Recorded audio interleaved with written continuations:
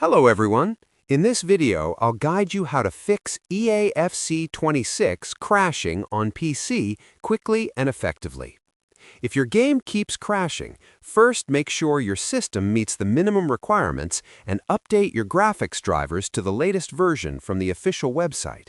Next, run the game as administrator by right-clicking the icon and selecting Run as Administrator. Now open the EA app and repair the game files to fix any corrupted data.